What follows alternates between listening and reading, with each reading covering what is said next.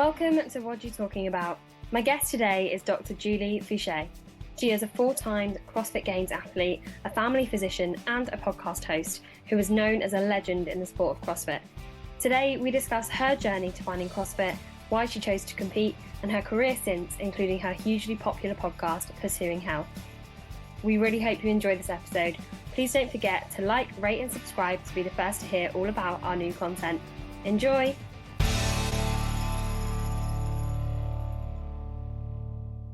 Julie, thank you so much for joining me. How are you today? I am doing very well. Thank you. I'm excited to be here and excited to chat. Thank you. Is it a bit weird for you now? Obviously, you have your own podcast being on the other side of it. What's that like? It is. I don't know. They're both so different, but both fun. I mean, I'm very curious, I think, like you are. So I like to ask questions and I like to learn from people and hear their stories. So it's a little bit different being put on the spot and having to answer the questions. But I'm such an open book and I love sharing about my experience too, if that's helpful to anyone. Yeah, and you've had such an incredible career kind of in CrossFit and out of it. There's so much to talk about. I suppose we'll start off with a little bit about your journey, because I want to dive into the podcast and so many things you've spoken about, but kind of going back your CrossFit career. How did you discover CrossFit? Because you are like one of the OGs, you know, you were there at the beginning. How did you find it? How did you get into it? That's awesome. I love being considered an OG. I don't know if I consider myself an OG because there was the women that I looked up to before I started that were even earlier, but I was in that first wave of athletes as the CrossFit Games were building. So my first CrossFit Games was in 2010, and I found it when I was in college. So growing up, I had done gymnastics. That was my main sport. And then I ran track and field in high school. And I remember going to college, and neither of those were sports I was going to play at the college level. And I just remember thinking, oh my gosh, what do I do? I always felt like an athlete. I loved pushing my body, but I felt very lost without having a coach or having a team or any kind of structure. And so for a couple of years, as I was starting college, I was just floundering around in the gym by myself, trying to figure out what to do. And then finally, I just came across CrossFit.com. And I looked at the workouts and I thought, oh my gosh, this is perfect for me because it's a little bit of everything. You know, I'd always get so bored in track, or I didn't love it because it was the same thing every day, right? It's just, you just run and run and run. And so the idea that you could do sprints some days and you could do long distance some days, and then you could do weightlifting and gymnastics, it was so exciting to me. And then when I first walked into the CrossFit affiliate in Ann Arbor, Michigan, you know, I was very lucky starting there. It was I think it was the 12th or 14th ever CrossFit affiliate. So it was a very early one. I had great coaches to start, and it felt to me like walking back into the gymnastics gym. It was just a great environment. You had a coach. It felt like you were on a team. You were doing a class with other people. And so right away, I just knew I had found my new home. And at that time for me, it was really all about my own personal health. You know, I like not having sports anymore. I had developed, as I think many women do in that age, I had developed not the best relationship with my body. And so it, to me, was really about empowering myself again and healing from some of those negative thoughts that I was having about myself. Yeah, it's so weird to think like you went into one that was the 12th affiliate. Like, isn't that crazy? People probably don't even know now what number they stand right at. Thousands and thousands. Yeah. I want to talk a little bit later about actually what you're saying about body image, because I think CrossFit is such an important thing for that, and I think it's why a lot of women in particular find it. But as kind of someone who obviously was a pretty talented athlete anyway, you know, did it come easy for you learning CrossFit if you'd had that gymnastics background and track and field? Did you feel like, oh, this is, you know, I can do this? Or did you find it was a real challenge starting off? Well, I think it's all relative. I think certainly I had the body awareness that things did come more easily and I was able to learn movements pretty quickly. But there were a lot of things that you would think would come easily that I struggled for a long time. And even, you know, building strength, I had not done a lot of weightlifting prior. And so building strength came very slowly.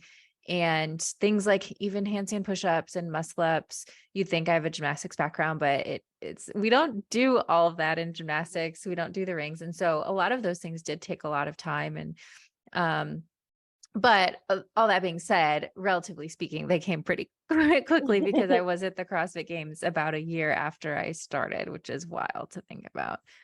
It really is. And it was when the games were kind of transitioning into a new era as well. Mhm. Did it kind of happen quite organically going to the games, or was it like you heard about them and you were like, oh yeah, okay, cool, I'm gonna go do that? Like, what was your thought process in competing? It was such a surprise. Like I said, I started just for my own health. And so it was the summertime. I loved going to workouts and just feeling like I had a sport again. And not even for the sake of competing, just feeling like I had something to do and a purpose in my training. And so I was enjoying just getting healthier and fitter. And then that fall, there were a few people from my gym who decided they want to do some extra training to prepare for local competitions. And I thought, why not? I had watched that year, they did publish videos. It wasn't broadcast, but they did publish videos of the CrossFit Games from 2009, which were held in Aromas, California. And I watched all those videos and I watched what the women did. And I was just blown away and thought, oh my gosh, these women are amazing. And there's no way I'll ever be able to do that.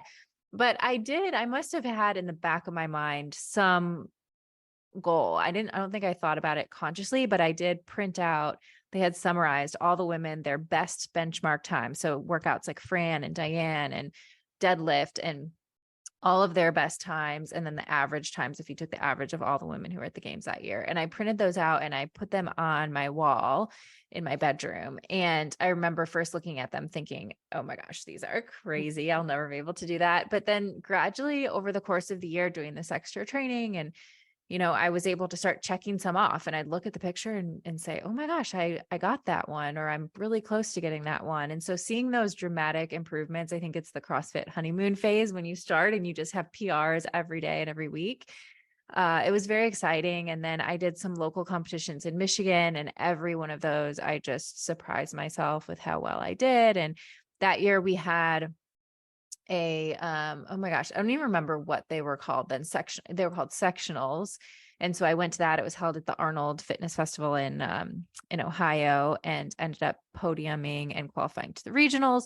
And then at the regionals, I ended up, I think, taking second place and qualifying to the games. And I was blown away. I was shocked that it was like a complete dream. I had no expectation of going. And so it was crazy to think about, oh my gosh, I'm going to be there at the CrossFit Games this year. And that was the first year that it was going to be held in Carson, California. It's such a big arena and a big venue. And that's when things, I think, really started to take off.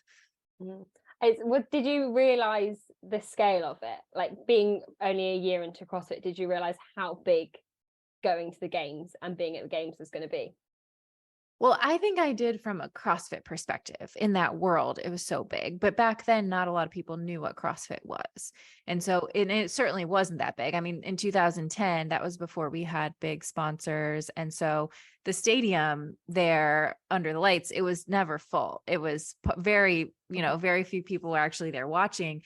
Then if you go to the next few years, 2011, 12, 13, that's when sponsors like Reebok came in, and a lot CrossFit was growing exponentially. And so, the fan base grew a lot, and a lot of other people started to know what CrossFit was. And that's when it really, I think, started taking off.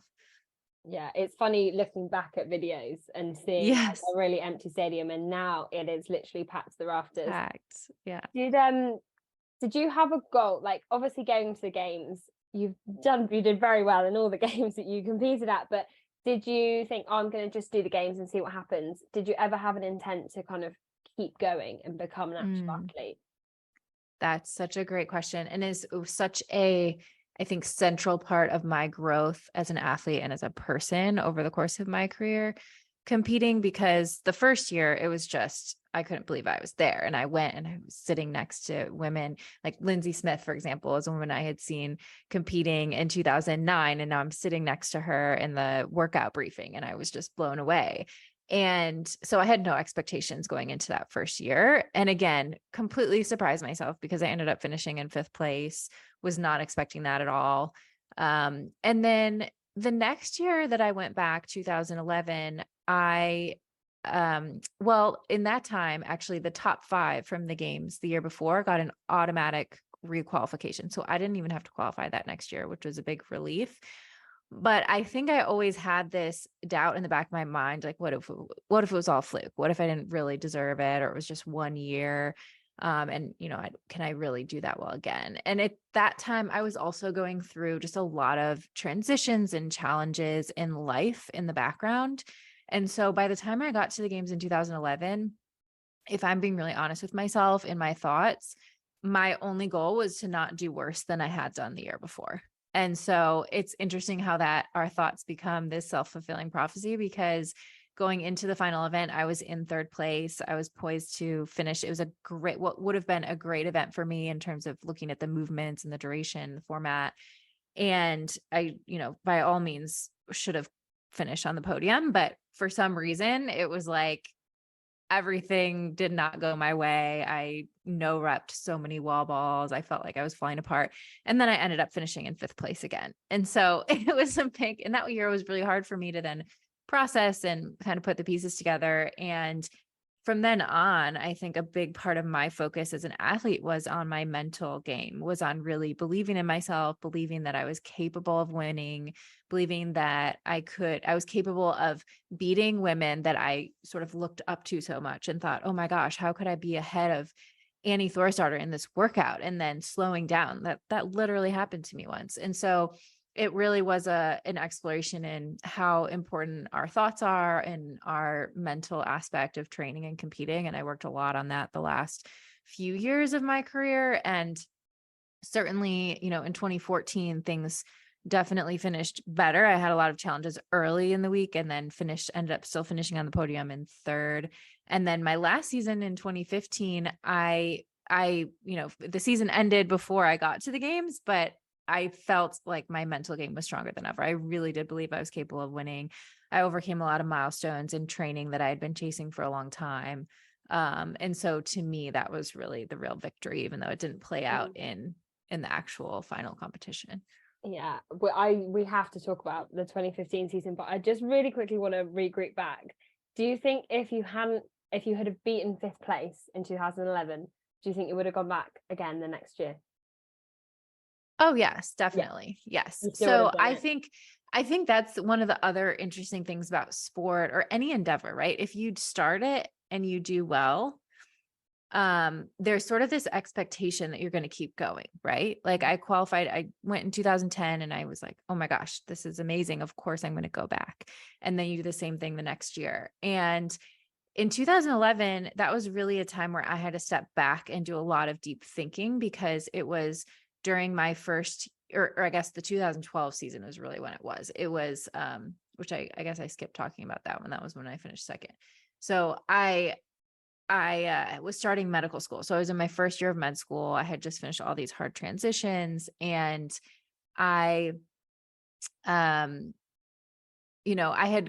had said, okay, I want to go back, of course, because I thought it was possible, but I had never really stopped to ask myself the deep questions about why I was doing it. And so when things got really hard, when I had zero life, when I was literally just going to school and studying or in the gym, things got really difficult. And I had to take a step back and ask myself some of those questions. And then once I did, and I really knew that I wanted to and why I was doing it, it became a lot easier. And I think the other aspect of that is it can become so much of your identity, especially in a sport, or when you have a platform and people are giving you attention for doing well, it can become so much of your identity that you can lose yourself in it a little bit. So you also have to really ask those questions, like, why are you doing it? What's most important to you? And making sure you have your priorities straight. Mm-hmm. Yeah, I think it's so important. And I still look back and think how you managed med school throughout your whole career as well. But 2015, so you mentioned it there. Am I right in saying you were intending it to be your last season anyhow, before obviously your season got cut short? Why was that? That's right. So my career was basically 2010, 11, 12. And then the season of 2013, I decided to take off because it was my 2nd year of med school. I did a lot of contemplation around that. That's where the identity part comes in. But I knew that it would be very challenging I would be sacrificing both in terms of my quality of school and my quality of training and performance. And it was such a critical year in med school. You have a big board exam at the end that was right around the time of the games. And so I took that season off. And then in terms of how I was able to do it, it's not always as, exciting as it sounds. The med school that I was at, we had a 5-year program, which is longer than typical in the US. It's usually 4 years. And we all did a year of research, and I ended up taking an extra year and spreading my research out over 2 years. And so that allowed me to compete then in 2014 and 2015 because I had more flexibility in my schedule to train. And so I always knew that 2015 would be my last season, that I wanted, after that, I was going to go ahead and finish med school and the clinicals and the training where by that point, it was certainly not possible to keep up with the level of training to stay at that level in CrossFit. So I always knew that was going to be my last season, regardless of what happened. Yeah. And then obviously, unfortunately, it got cut short. You had an injury during what was regionals, now would be semi-finals. It's one of the most kind of formidable CrossFit moments, I think, to watch back on. And you mentioned like about how you were really strong mentally. I don't think a lot of people would ever have done what you did in continuing. But do you want to kind of tell the story from your side as to what happened over that weekend? Sure.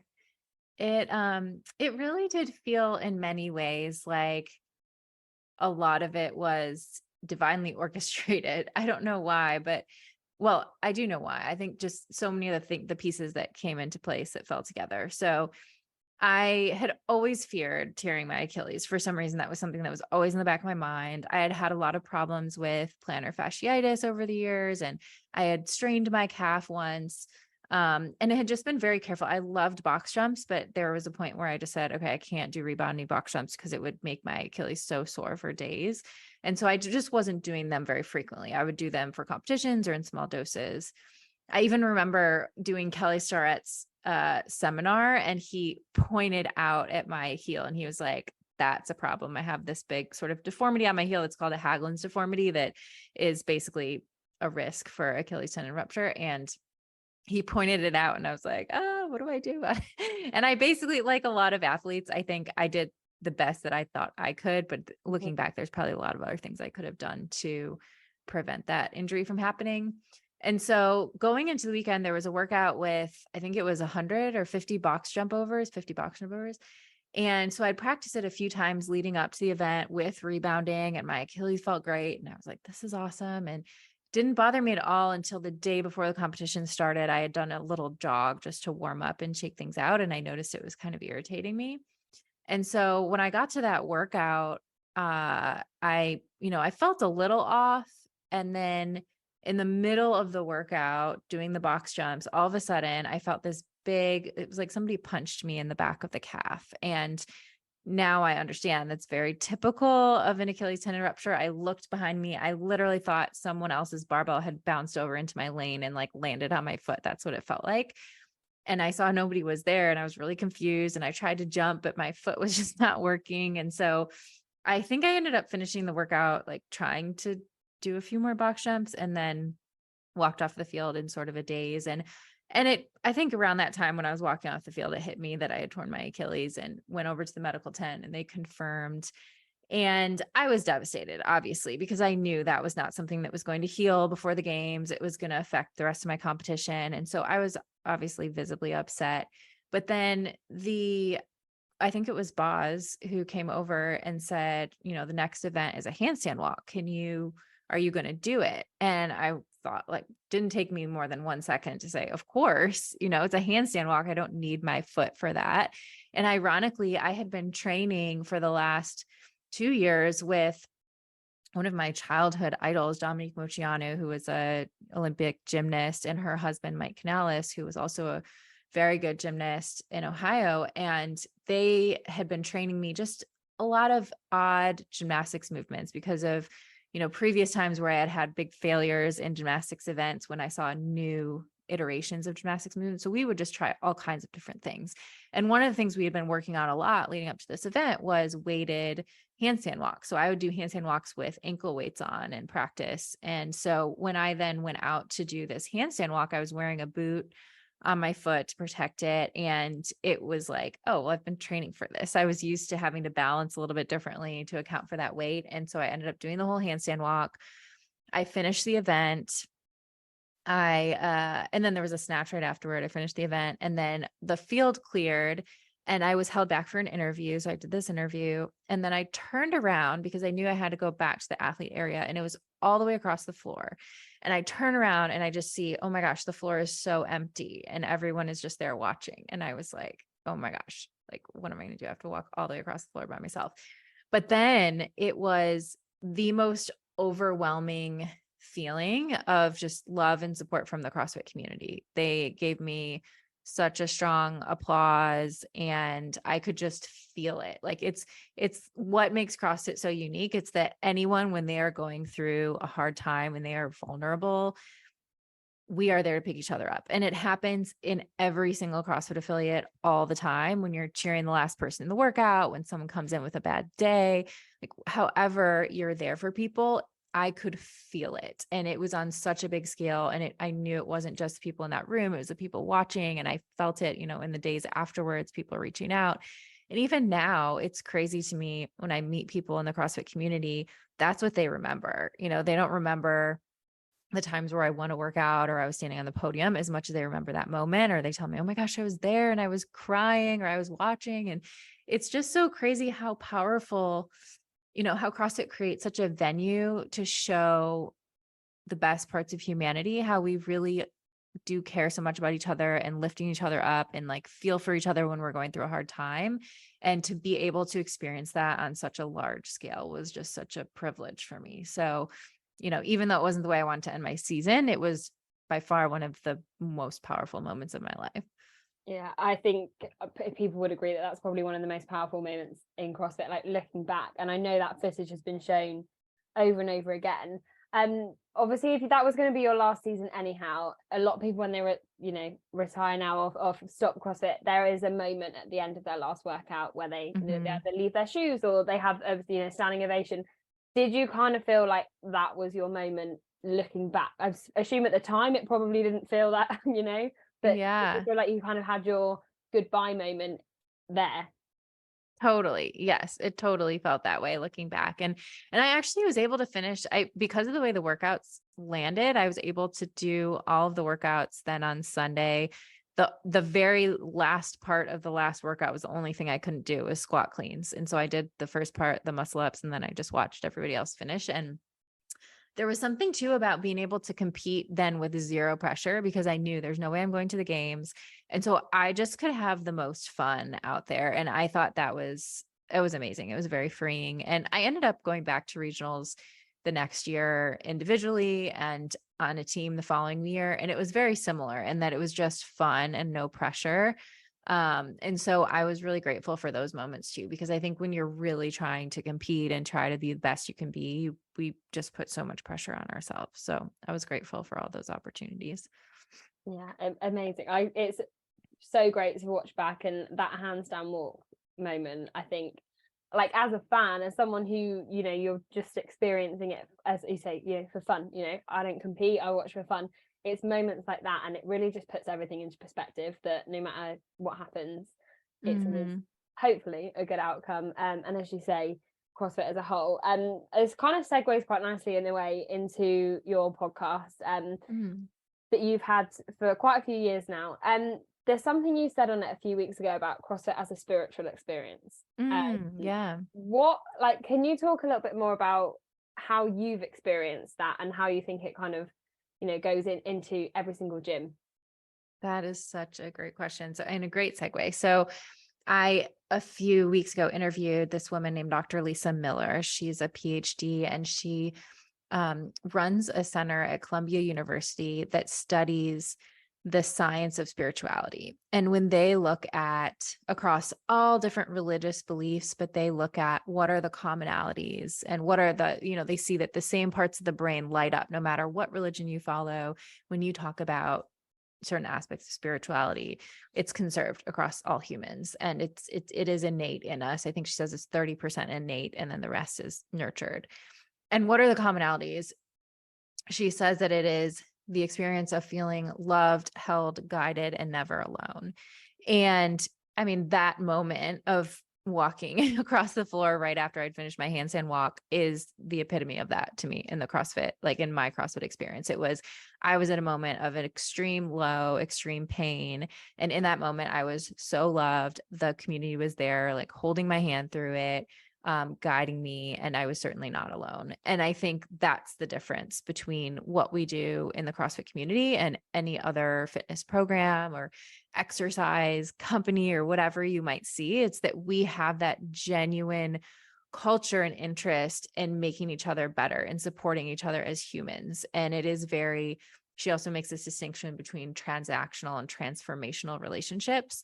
And, you go to a Globo gym, it's very transactional. You pay your fee, you go in, you get on the treadmill, you do your thing, you leave. Or even a lot of other group fitness programs, right? A lot of them are about like, okay, pay your money, go to the class. Rarely are you going to start up conversations with people or have really meaningful conversations, and then you leave. You're like paying to get your workout and then you're leaving.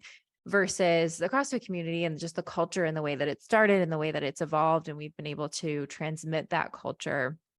It really is about helping each other become the best humans we can be. It's not just, it is about improving our fitness, but using fitness as a metaphor for life. And if we can do hard things in the gym, we can do hard things outside the gym. We're there. We don't care about, your job. We don't care about, what's happening if you're going through a difficult relationship, if you're grieving, anything you might be going through in life. Like, we just see you for you. We want to support you. We want to help you be your best, help support you through difficult times. And so I think that's what really makes CrossFit so unique, and what makes it such a special community. And it was cool to hear her talk about that and the science of spirituality and see, wow, CrossFit sort of checks all these boxes. And I know it's something that other people have recognized as well. Even, long ago, Greg Glassman spoke at the Harvard School of Divinity because they were so fascinated by the CrossFit community and how it checked a lot of these same boxes of spiritual community. It's so fascinating that it's the one thing that no matter kind of how much CrossFit has grown in the last 20 odd years, that's still something that sticks. Yes. Do you think that will always stay? Do you think there's any chance that it would possibly outgrow that experience? It's a great question. I think it's something that, CrossFit, as many ups and downs as in transitions as we've been through over the last several years, I think that CrossFit HQ has done its best to steward that culture and not allow us to lose it. I also think it's a testament to the early CrossFit community, like those early affiliates, and how then, that becomes the model for every other affiliate. And so I do think it's one of the most important things that we continue to protect. I think that, one of the things that maybe we can have some fear around is, oh gosh, we don't want to sell out, or we don't want to just become all about, making money or the bottom line. And, those things are important. Like, money is currency. It allows us to grow. It allows us to help more people. But I think that as long as the core is still about keeping our values, making sure that we maintain what makes us so unique, then the rest will happen. And so it's cool to see that now, which is over 20 years later since CrossFit first started. And I think we still have that. You walk into a CrossFit affiliate, you feel it.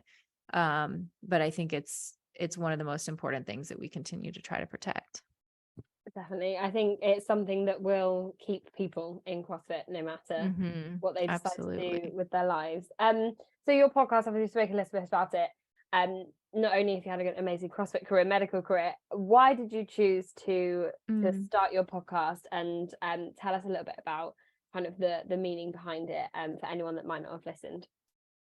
Well, it is a cool story. I never thought about starting a podcast. I have always been sort of shy, and when I was in med school, I did start a blog. And so I wrote a few blog entries about just, I love the parallels between CrossFit and life, or being able to learn these lessons and share them with people. And so I posted a few blog entries, but I am at least back then, I was a bit of a perfectionist. And so I would it would take a lot for me to publish something because I wanted it to be perfect first. And so that I think often inhibited me from putting more out there. And I knew I was finishing my CrossFit career. It was 2015. I was really thinking about how do I stay involved with the CrossFit community in a different way. And I had just been at a Tony Robbins seminar, Unleash the Power Within, which is just a lot of big energy and believing in yourself and all these sorts of things. And so I left that seminar and I met with one of my friends. His name's Mo Nakvi. He was one of the founders, or is one of the founders of Beyond the Whiteboard. And I had lunch with him and he was like, why don't you start a podcast? And I think because I was so excited from just attending this seminar and really believing in myself, I was like, oh, that's a great idea. Let's do it. And so he helped me get the podcast off the ground. And it felt like such a great fit for me because I love talking to people. I love hearing people's stories.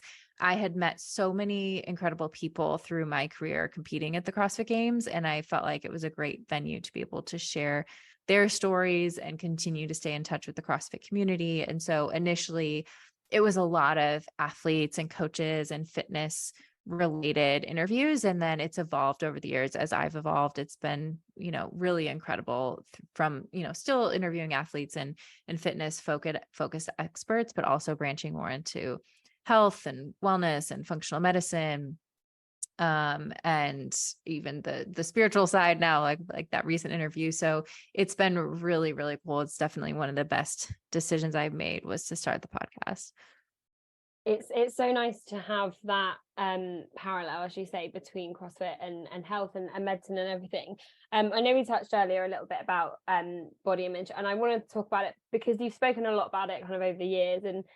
And something also, when you started CrossFit, obviously, I think particularly for women, the weightlifting side of it was probably quite new, now it's great, you go on social media and everyone's lifting and it's such a positive thing. But when you started, that was obviously not frowned upon, but it was, not seen very often. Can you talk a little bit about why CrossFit in particular you think benefits, women and their body image and things like that, and why it's so important for us to kind of accept this and for it to, to be what it is. Because I think, I've done it. I think a lot of people I know have done it. Going into a normal gym, you feel it. You feel the eyes on you. You don't feel comfortable. Whereas you walk into CrossFit and there is something, and it's really hard to pinpoint what it is that makes you feel comfortable, particularly as a woman. But I know you've obviously done a lot of research and talking to people about it over the years. So can you explain what you think it might be that benefits us in that regard? Sorry, that was a very long-winded question. No, I think they're all great points. I think, well, for me personally, I think that, before CrossFit, when I was searching for how to exercise on my own, a lot of the focus just goes to what do you look like? How many calories are you burning? And so that was constantly consuming my mind. And it would be, oh, maybe I ate too much. Maybe I need to burn more calories at the gym. And you'd go on the treadmill or the elliptical and count how many calories. And it was so backwards. And so walking to the CrossFit gym was such a breath of fresh air for me because the focus was no longer on what you look like or how many calories you burn. It was simply on what can your body do and what is your time in this workout? How much weight can you lift? Are you getting better than you were yesterday or last week or last month? And that was no mirrors. Like that was just such a relief to take that pressure off of myself. And now to have a new goal to chase, to say, oh, I want to learn how to do muscle up. So I'm going to practice this every day, or I'm going to, improve my Fran time or whatever it is. And so I think that was very refreshing. And then so many things come from that because you want to perform better. Now that's your primary goal and focus. And so now you start to behave in ways that support that goal. So you're fueling yourself better because you need that fuel and that energy to perform better. You're sleeping better, you're hydrating, taking care of yourself with recovery. And so I think that was something that was very refreshing versus when your goal is more on aesthetic or on burning a certain number of calories. you tend to not have the healthiest habits, right? Because you're probably drastically under eating. You might be doing things that are not necessarily healthy for your body, but they might help you look a certain way. And so it just, for me, it helps every behavior to align now on performance and health. And I think that was very refreshing. And then I think as far as, what's different when you walk into a CrossFit gym is that you just see women who are strong and are confident and are comfortable in their bodies and are proud of their bodies. And I think the men in the community too do a good job of also respecting that. It's really cool. There's so many men who can relate to walking into a CrossFit gym and doing a workout and getting beat by a woman in the workout. And that's humbling, right? And so the way that CrossFit also has always had such a respect for women in terms of, prize money has always been the same at the CrossFit Games for men and women. Obviously we have different RX weights for our workouts, but there's so much respect and applause when women beat the men. It's a cool thing. It's not, it's not something that is looked down upon. And so it's just a very empowering environment and community.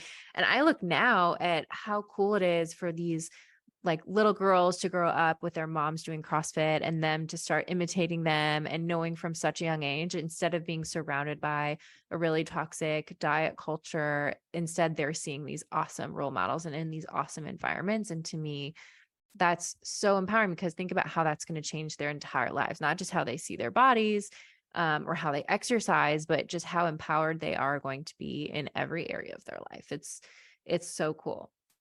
It really is. And it's CrossFit, there's often that thing people always say at CrossFit comps, you'll see like dogs and babies, and it's so nice to see, like, you go to a comp and there's kids and there's everyone watching. You were part of a campaign a few years ago now, the We the Women campaign about the CrossFit Games. What was it like to be featured on that after kind of your experience as an athlete? It was such an honor. There are so many incredible women in the CrossFit community. There are so many incredible stories. And so, when Emily asked me to be in that documentary, it was such an honor. She's just incredible in terms of helping you feel supported and drawing those stories out of you. And then the way that they put it all together was really remarkable. So it was just a huge honor. And even I think one of the coolest moments for me, which I was not expecting, was I was at the CrossFit Games last year, and I had brought my significant other's adopted son, who's 16, and it was his first CrossFit Games, and he had never been before. He's been doing CrossFit for a few years. And we're just walking through the games, and he's, watching all the athletes. And then we see on this Jumbotron, my We the Women video. And he was like, "Oh my gosh, that's you." It was just such a cool moment. And just cool that, I think I previously, and I even talked about this in the video, I previously really shied away from attention or having, I was uncomfortable in that space, but now I understand that I can share my story. And if my story relates to someone or impacts someone in a positive way, like, I don't want to keep that from them because I'm too scared of putting it out there. So it was really cool that Emily, saw that and believed in me enough to tell my story for one of those videos and to be there among so many incredible women with really beautiful stories. It was a great campaign. I'm going to let you go very soon, but I'm going to ask you a question, which I'm sure people ask you all the time. What does your kind of relationship with training look like at the moment? Do you see yourself going back into competitive CrossFit at all? That's a great question. No, I don't. So I'm 34 now. So I guess, technically next season I could start the masters, but to me, I've just had such a dramatic shift in my perspective in life and my goals. And I have such a respect. I wouldn't change anything that I did before. It was an incredible season of my life. And I have such respect for what it takes to be at that level, if for any athlete of all categories. It's not just the men and women individual categories. It's a huge sacrifice. It takes so much time, so much energy, so much attention. Every decision has to be centered around, how do you become the best you can be to qualify and compete at that level? And for me now, I just have so many other goals in life and so many other things that I'm excited about and passionate about that the time that and energy and investment it takes to compete at that level just doesn't fit into the picture anymore. And so I'm still a big fan. I'm still like the number one fan of CrossFit. I want to continue to help more and more people learn about CrossFit and do CrossFit. But for me, it's not on the competition floor anymore. No, I think you will always be a massive part of CrossFit. I'm going to ask you just a very, very few quick fire questions. Sure. Which probably more so when you were training, and then I will let you go. But what it was or is your favorite lift? Oh, so I will say snatch, but it was very much a love-hate. It's like one of those, when you get it right, it's such an incredible lift. But it was a huge challenge for me in a lot of ways. I had a lot of mental blocks when it came to that lift. And so again, working through those, overcoming those, I think was also very gratifying. Definitely. What about your overall favorite movement? Oh gosh, that's tough. I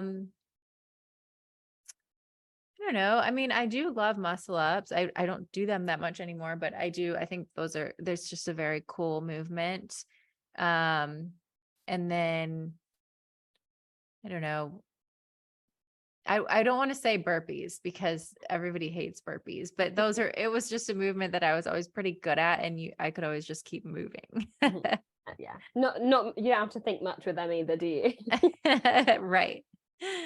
This one, I suppose this has probably changed quite a lot over the years from being a competitive athlete to now just doing it for fun. But what's a gym accessory you couldn't live without?